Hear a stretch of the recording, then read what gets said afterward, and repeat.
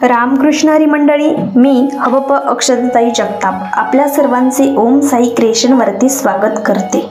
ओम साईच्या माध्यमातून आम्ही आपल्यासमोर महाराष्ट्रातील वेगवेगळ्या परिसरातून विठुरायाचा गजर या माध्यमातून वेगवेगळे कीर्तन प्रवचन घेऊन येत असतो। त्याच अनुषंगाने ओम साई परिवाराकडून आपणा सर्वांना शिवजयंतीच्या हार्दिक शुभेच्छा। तलवार तर सगळ्यांच्या हातात होती, ताकद तर सगळ्यांच्या मनगटात होती, पण स्वराज्य स्थापनेची इच्छा फक्त आणि फक्त माझ्या शिवरायांच्या रक्तात होती, फक्त आणि फक्त माझ्या शिवरायांच्या रक्तात होती। शिवजयंती निमित्त आज आपण महाराष्ट्रातील नामवंत कीर्तनकार शिवचरित्रकार ज्यांची महाराष्ट्रात नव्हे तर संपूर्ण भारत देशामध्ये आपल्या कीर्तन सेवेने प्रवचन सेवेने व्याख्यानाच्या माध्यमातून छत्रपती शिवाजी महाराजांची कीर्ती घरोघरी पोहोचवली असेल असे असणारे हवप शिवचरित्रकार कबीर महाराज आत्तार यांची कीर्तन सेवा पाहणार आहोत। व्हिडिओ आवडला असेल तर ओम साई क्रिएशनला लाईक करा, शेअर करा, सबस्क्राइब करायला विसरू नका। आपली 5-5, 10 वर्षाची पोरं बाहेर गेलो, चेन पडत नाही आपल्याला। स्तनपान केलं, पोटभर भाजलं, राजाला कळलं हिरकणी आली, कुणी गडावरून उतरून गेली, दरवाजा न उघडता अशी कुणाची मजा आली गड उतरायची, कुणाची मजा आली। हे हिरोजी, अरे काय बोलला तू? या गडावरून खालीवरती कोणी जाऊ शकत नाही, एक हिरकणी नावाची गेली, सांग राजा शक्य नाहीये। अरे शक्य नाही, तिला बोलवलंय, सत्कार करायचा, बघ ती हिरकणी उभी आहे, राजा ही हिला जखमा झाल्यात अंगाला ही, अरे तेच ती दरवाजा उघडून नाही गेली, ती गडावरून उतरून गेली। राजा आज मी चॅलेंज देतो, या गडावरून कोणी जाऊ शकत नाही। हिरोजी चुकलंय, तुझं प्लॅनिंग चुकलंय हिरोजी। नाही हो राजा, सगळं पानाला लावलंय गडाला, तुमचे पाय धरतो पण चुकला नाही हिरोजी कधीच। अरे पण ही गेली कशी काय म्हणून? राजा खरं सांगू का, गडावरून उतरलेली हिरकणी नाहीच हो राजा। तुम्हाला वाटतं का हीच आहे? हीच असेल, पण ती हिरकणी म्हणून नाही उतरली, ती एका लेकराची आई म्हणून गेली ना। लेकराची आई, महाराष्ट्रातल्या लेकराची आई, लेकरासाठी काही बी करू शकते राजा, काही बी करू शकते। एखादा कमीरचा कमाल येऊ द्यात म्हणून पेढे चालत विठ्ठल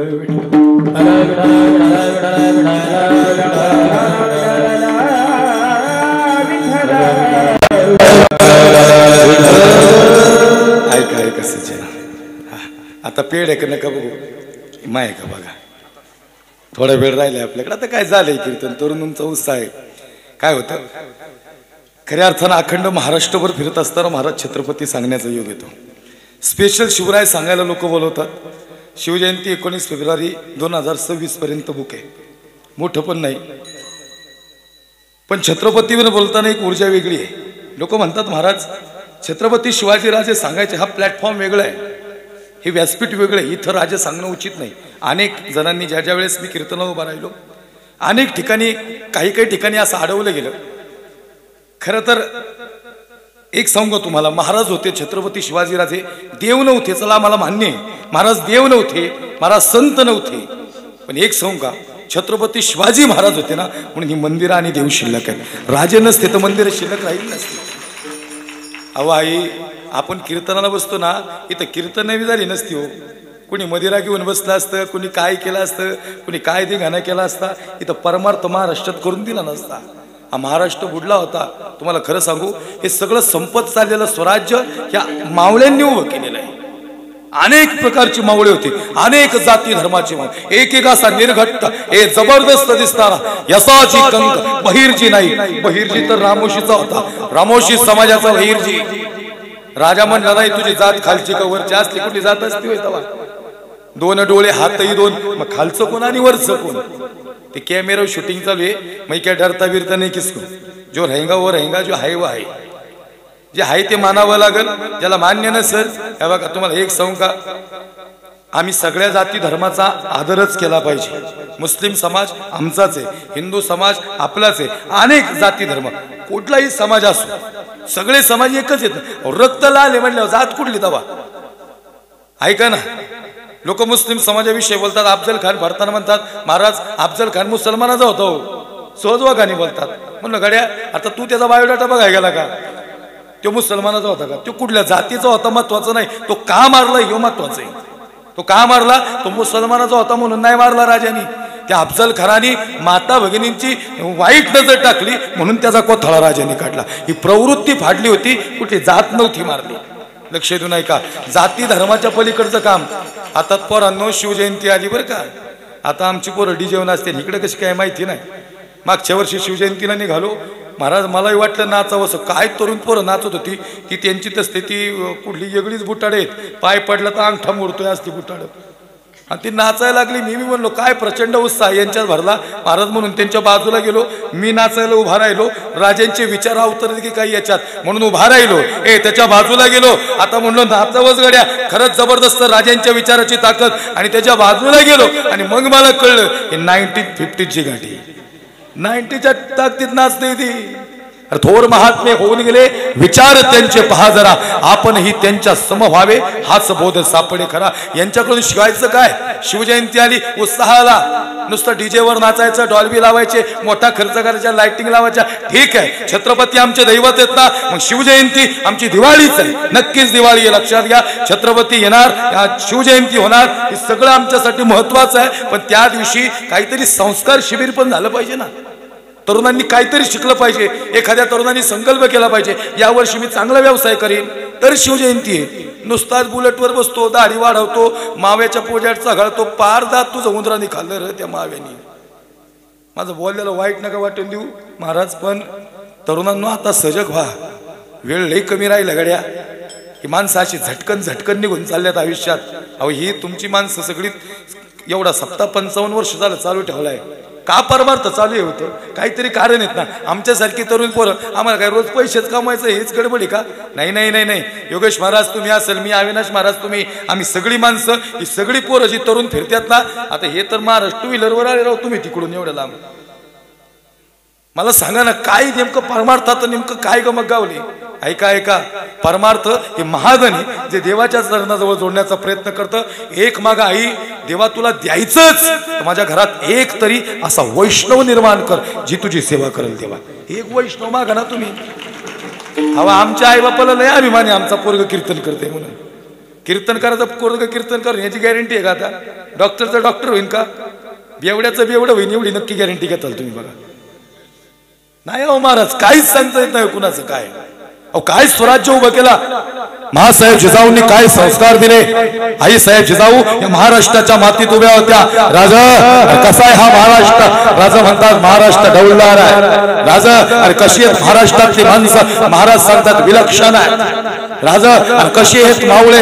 राजा सांगतात मावळे जीवपाड प्रेम करणारे या मातीवर. ही महाराष्ट्राची माती म्हणजे हृदय प्राण आहे. महाराष्ट्र म्हणजे प्राण आहे. महाराष्ट्र म्हणजे कुणी हलवणार नाही, कुणी झुकवणार नाही असा सह्याद्री आहे. सह्याद्रीची उंची कुणी गाठू शकत नाही. त्या सह्याद्रीच्या उंचीला त्या उभ्या हयातीत कुणी हात लावू शकत नाही. भगव्याचा रंग हे आज माझा फेटा पांढरा असतो, पण आज भगवा बघितलं तुम्ही कधी युट्यूबला बघितलं असेल, पांढरा फेटा असतो. विषय कलरचा नाही, पण भगवा असल्यावर जरा वेगळंच गणित असते. विषय रंगाचा डोक्यात टाकत नाही बरं का. पण भगवा मानणारी माणसं आहेत आम्ही. विषय पक्षाचा सांगत नाही, पण एक सांगतो, भगवा म्हणजे जान आहे, भगवा म्हणजे मान आहे, भगवा म्हणजे अभिमान आहे, आणि भगवा म्हणजे या महाराष्ट्राचा अभिमान. ज्याची कीर्ती साऱ्या जगतात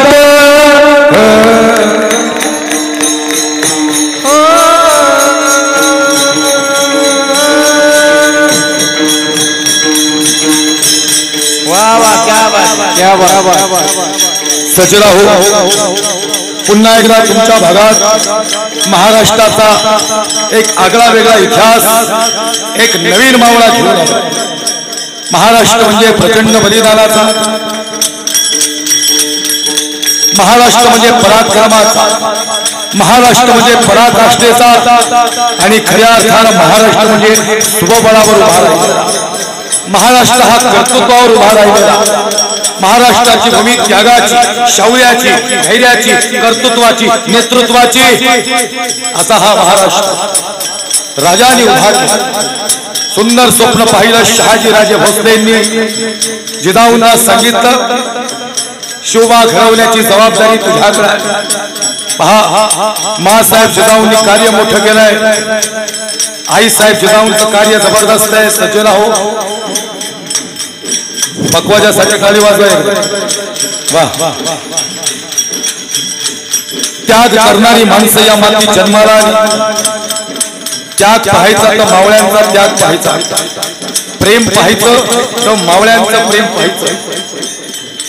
काय मागितलं यांनी?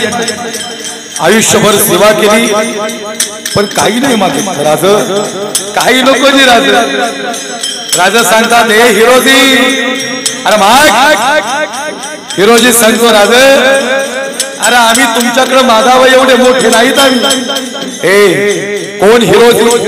हिरोजी उन्नलकर, जबरदस्त शरीर यष्टी, अगदी देखना गडी, रुबाबदार.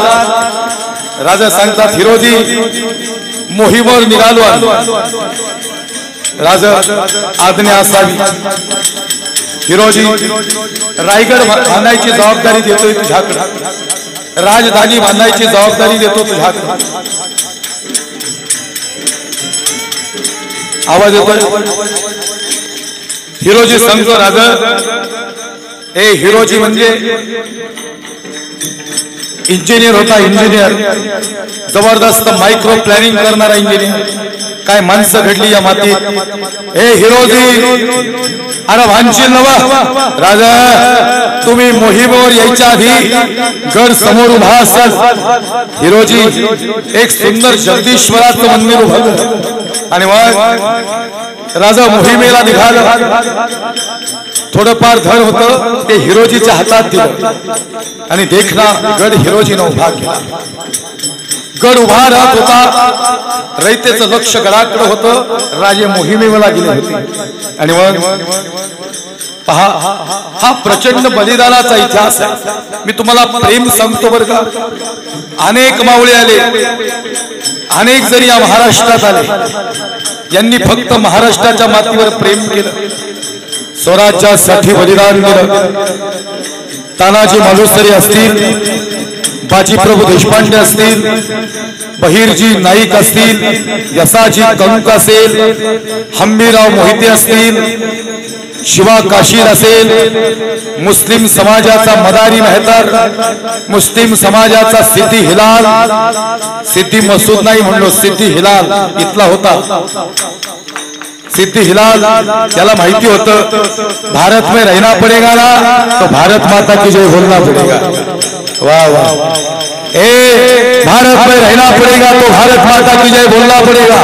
भारतात राहावं लागेल, जय हिंद म्हणावं लागेल, तिरंग्याला सॅल्यूट करावं लागेल, भगव्याला नमन करावं लागेल, शिवाला मानावं लागेल, सर्जाला मानावं लागेल आणि महाराष्ट्रासमोर झुकावं लागेल जर भारतात राहावं लागेल. आणि म्हणून नमाजीची टोपी घालून उभा असणारा, ऐका, नमाजीची टोपी घालून उभा असणारा मुस्लिम व्यक्ती आमचा बांधव आहे. पण ज्याच्या डोक्यात जिहाद आहे तो नक्कीच आमचा दुश्मन असला पाहिजे. ज्याच्या डोक्यात जिहाद नाही असला पाहिजे. तर महाराष्ट्रातलंच खायचंय, भारतातलंच खायचंय आणि गुणगान पाकिस्तानातलं गायचंय तर तो आतंकवाद्यापेक्षा कमी नाही. लक्ष देऊ नाही का? माझं बोलणं एखाद्याला जड वाटत. योगेश महाराज ते एक पाकिस्तानचं येडे, त्याचं नाव नाही घेत मी आता, व्यासपीठ चांगलं आहे तुमचं. ते येडपट काय म्हणलं ऐका. सप्ताह कमिटी रक्त सळसळलं पाहिजे आपले, नळढ्यावली तलवारी फिरल्यात आपल्या, माता भगिनींची इज्जत तुटली गेली आहे. महाराष्ट्र हवालदिल केलाय. तुम्हाला इथं बसता नसता आलं, ह्या पठ्ठ्याला उभं राहता नसता आलं, तुम्हाला बोलून दिलं नसतं कुणी इथं. तुम्ही चालले असते ना, तुमच्या नळढ्याव समचेरी ठेवल्या असत्या, तुम्हाला पाणी पिण्याचा अधिकार दिला नसता कुणी. गुलाम म्हणून राहावं लागलं असतं. गुलाम आता राजा म्हणून राहताय ना का? माझा राजा लढणारा म्हणून आम्ही राजे म्हणून आज महाराष्ट्रात फिरतोय. लक्षात घ्या. संपला होता महाराष्ट्र, त्यावेळेस कधी होती माणसं, विलक्षण प्रेम असणारी महाराष्ट्रात. एक पाकिस्तानचं ते येडपाडी शूटिंग चालू आहे तिथे डायरेक्ट व्हिडिओ पाकिस्तानला गेला तरी चालतो आम्ही काय ठरते की अरे येडपाटा वाटा किती जण या इकडे आमची ताकद वाढली आता मुघल आले निजाम आले आदिल आले कुतुब आले ना तरी चालतील आमच्या गड्यांना तलवारी हातात घ्यायची गरज नाही तुम्ही निर्धास्त बसायचं एक येणं म्हणलं तुमचे पोलीस बांधव बांधून ठेवा तुमचे पोलीस कर्मचारी सगळे बांधून ठेवा आमचा पाकिस्तान आमचे काही आतंकवादी आमचे पाकिस्तानी येतील आणि तुमचा भारत नेस्तानाबूत करतील त्या येड्याला म्हणाव आमचे पोलीस नाही हे आमचे गडी बी बांधून ठेवतील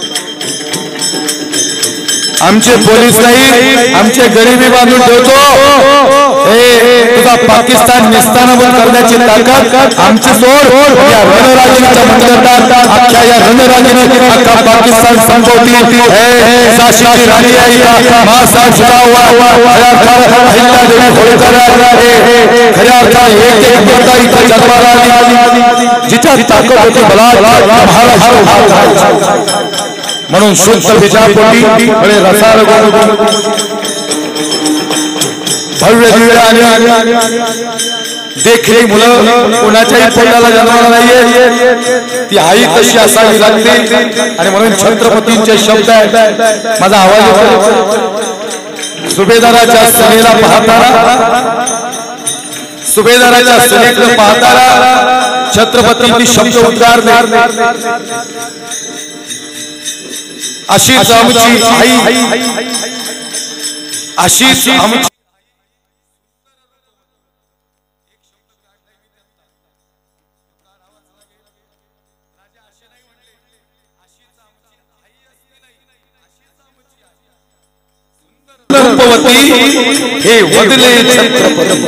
हे वदले छत्रपती संतान अगं तुझ्यासारखीच माझी आई काय आईचा दर्जा दिला आहे रस्त्यावरून चालणारी मुलगी आपल्या बहिणी समान आहे जर जयंती साजरी करायची ना तर राजाचा आदर्श घ्यायचा रांजाचा पाटलाचा संबंध केला राजाला इज्जत तुटली म्हणून पाटील असता जरी चाला शिक्षा भोगावी लागणार हा न्याय छत्रपती होते जबरदस्त कार्य आणि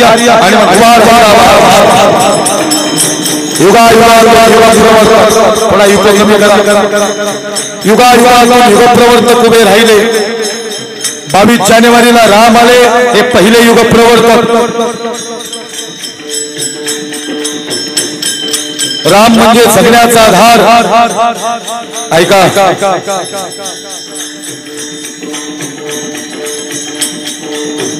आणि राजे मोहिमेला गेले आणि हिरोजी इंदलकरांकडे उभा केला राजा अरे राजा कवा येणार राजा गडाचं काम अर्धवट राहिलं मावळे म्हणायला लागले हिरोजी अरे गड कसा बांधणार नवर राजा येतील तवा येतील पण हिरोजी मोहीम पूर्ण करणार राजांना मोहीम पूर्ण करू देत राजाचा शब्द हिरोजीने घेतलाय आणि हिरोजी शब्द मोडत नसतोय महाराष्ट्रातले मावळे हे मराठे हे मोडतील पण वाचणार नाही भयानक लक्षात झुकणार नाहीत मराठे कुलासमोर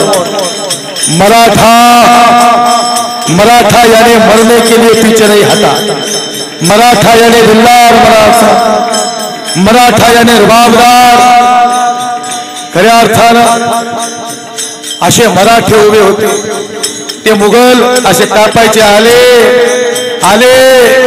मराठे आले निघाले मुघल निजाम निघाले आदिल निघाले कुतुब निघाले का मराठे आले म्हणून मराठ्याची ताकद जबरदस्त एक संघ रहा हिरोजी इंदलकरांकडे मोठा केला आई बायकोच्या घरातलं सोनं नाणं सगळं विकलं पैसा पाणी संपला धन दौलत संपली गड उभा कसा करायचा म्हणून हिरोजीनं सगळं विकलं आणि गड बांधला जगदीश्वराचं मंदिर उभं राहिलं राजा आलं परिस्थिती विदारक झाली हिरोजीची राजा सांगतात हिरोजी हिरोजी सांगतो राजा तुमच्या स्वागताला जर उभाय राजा देखला रायगड राजाच्या समोर उभाय हिरोजी काय देऊ रे तुला ए हिरो अरे काय देऊ तो खरा हिरो राजा काही नको जी एकदा मिठी मारा तुमच्या हिरोजीला मिठी मारली राजाच्या डोळे भरून आले आणि हिरोजी सांगतो राजा काय सुंदर आज तुमच्या चेहऱ्यावर चैतन्य वेगळे दिसते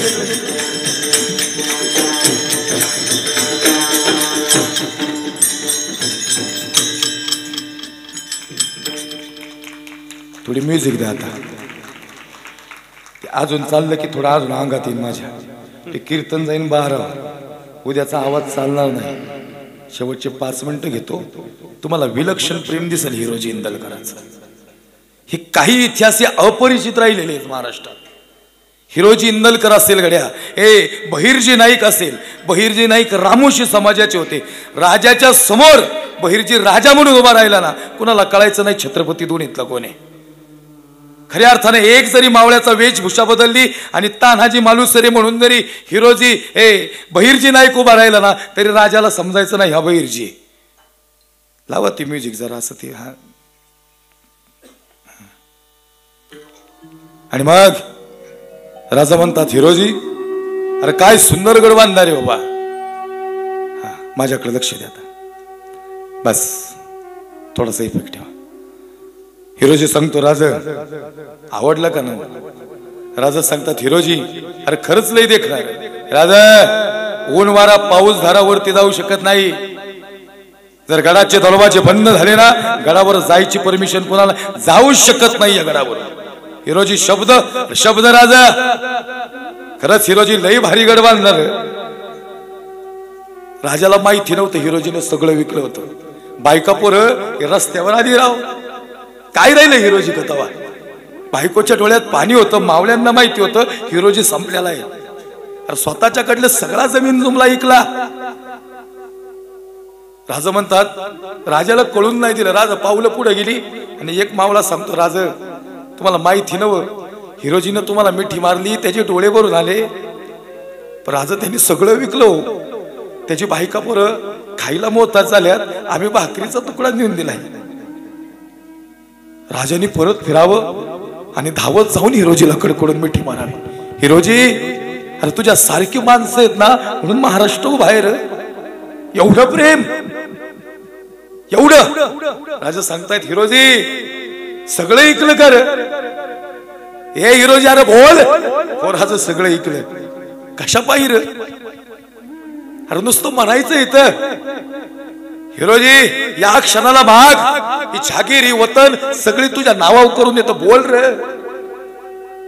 हिरोजी म्हणला का आमदारकीचं तिकीट द्या मला आता हा का पक्ष बदलून जाणार होता जो तसला नव्हता तो एकनिष्ठ मावळा होता हृदयात प्रेम होतं राजाच्या बद्दल राजा कुठली वतन ही वतन ही झागीर अरे आपलीची किती राजा ती काय तुमच्या आयुष्याला असू द्यात आणि माझ्या आयुष्याला असू द्यात हो ती नावाव करायचाच विषय ना नाही रे हिरोजी अरे तुझी बायका पुरं उपाशी राहिली तरी तू गड बांधला राजा जगदीश्वराचं मंदिर तर असं उभं केलंय एकदा पाऊल तर ठेवा तुम्ही म्हणताना मागायचं मग एक मागतो राजा देणार का राजा सांगतात ते हातला प्राण माग की माग बरं देतो का नाही बघ हो प्राण नका देऊ राजे अरे तुम्ही देणार माझ्यासाठी हे काय बॉन्डिंग होतो मित्रासारखं प्रेम होतं बरं का अशी माणसं जमवा पोरावं अशी संघटन करा आपल्यात सगळ्यात अशी एकी पाहिजे ना आपलं मंडळ असं एकमेव एकत्र पाहिजे ना गड्या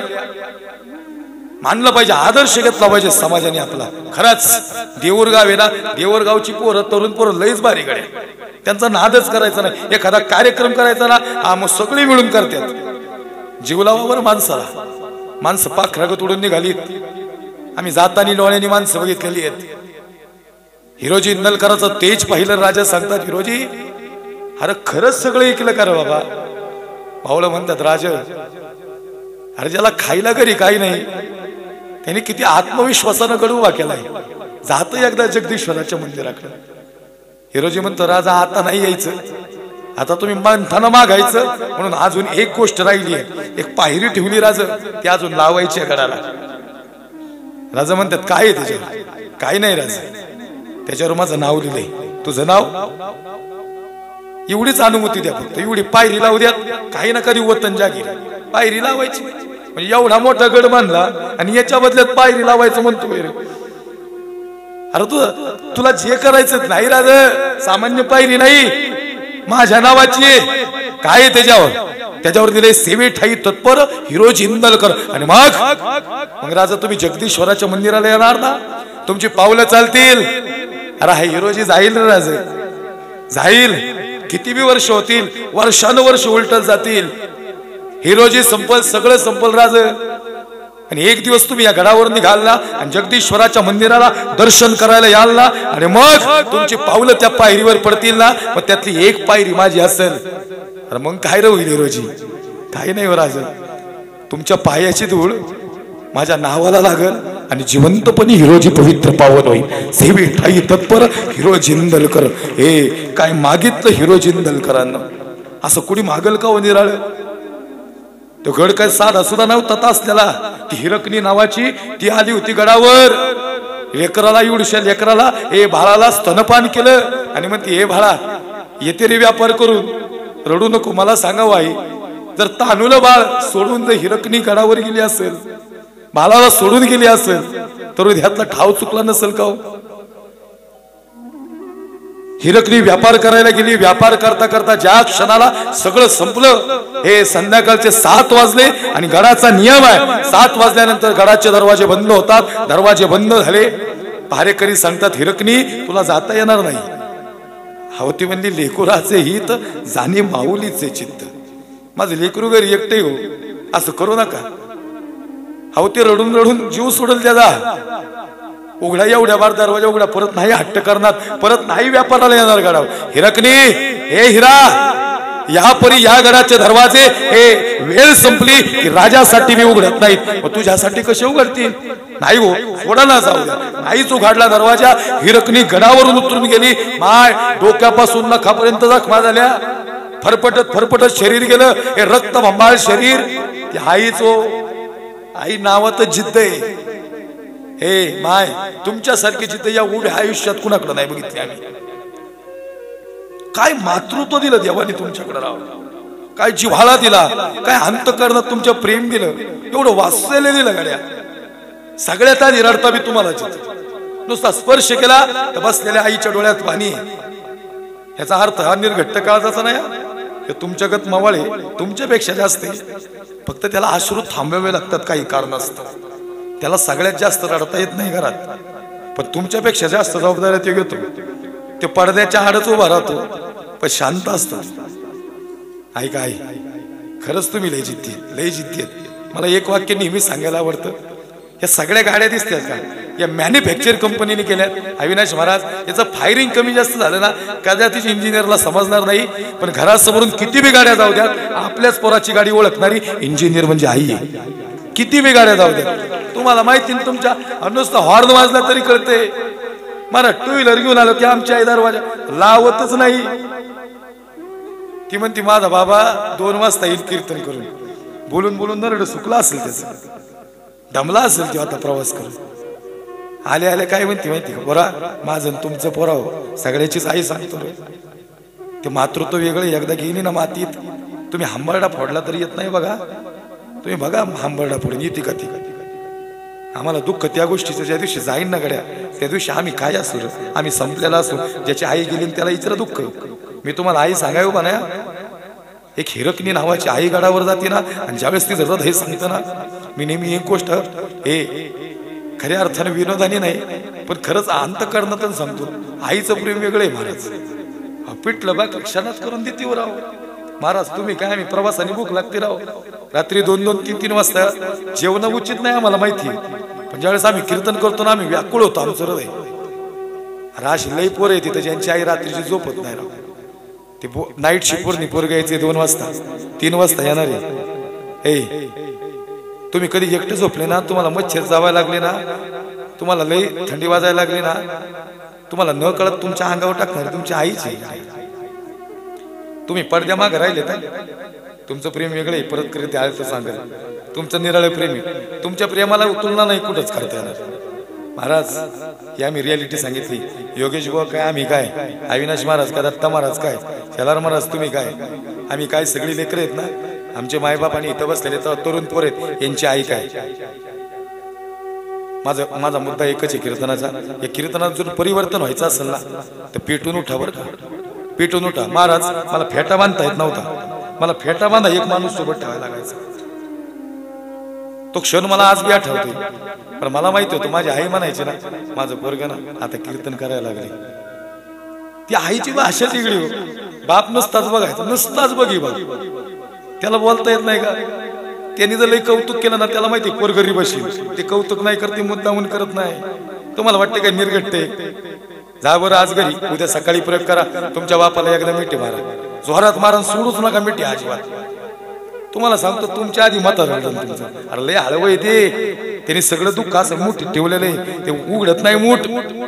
त्यांनी जर मूठ उघडली ना, तुम्हाला सांगितलं ना दुःख, क्षणात मी तुमच्या डोळ्यात पाणी राहणार नाही. बघा हे जायकवाडीचे धरणाचे दरवाजे निघले, पाणी निघावा असं रडताल तुम्ही.